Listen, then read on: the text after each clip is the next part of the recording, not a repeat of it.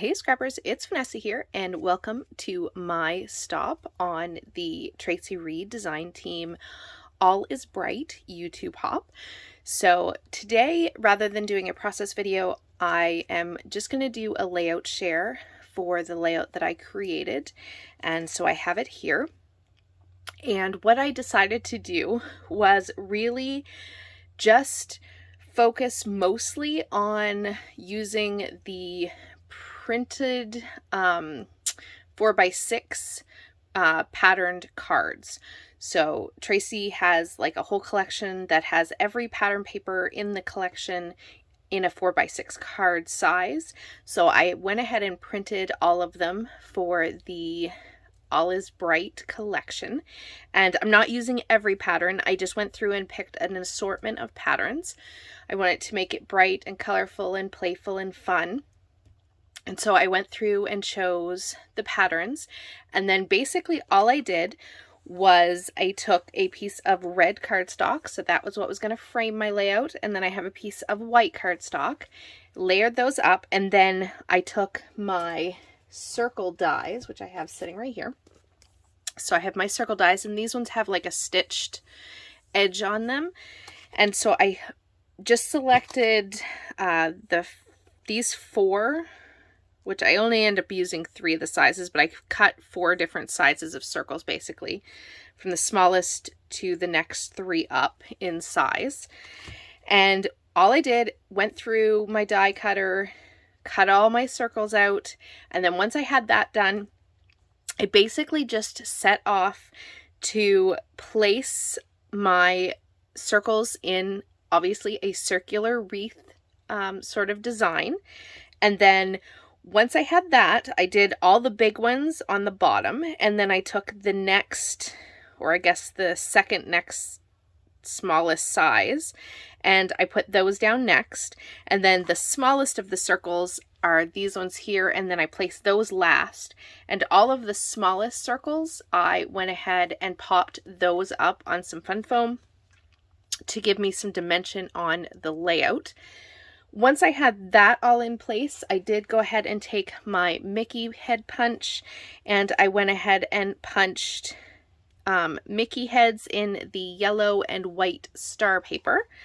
And so I decided to dot those around in my wreath as well. So again, to add just a little bit more interest, those are popped up to give, again, that dimensional element to the page. Because at this point, all that's on the page is just paper. So this is a very paper heavy layout, and it definitely goes to show you that even if you only buy the 4x6 printed cards and you have every pattern paper that's in the collection, you can literally make pages like this just by using your punches, your die cutter, whatever shape you have. You can create layouts using just those 4x6. I took one of the other 4x6 cards. This is the blue, dark blue background with the trees and presents. I used that to actually back my photo, which is of my daughter. And the reason for the Mickey heads is this photo was taken at Disney. And so I have the Mickey heads sort of to represent the Disney feel of the page, plus the bright fun colors works really well for her being just a little one in this picture, and then obviously going with Disney, lots of bright colors there. So once I had the wreath down and my photo was done, I did make sure when I glued my wreath on my page, I left it so that I could slip my photo here down at the bottom, because I want it to center my photo on the page.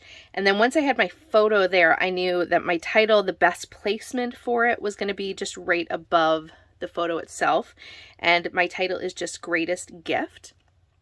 And for this, that was sort of like the perfect kind of title, because she's sitting with all these presents, not to mention she was very close to being a Christmas baby.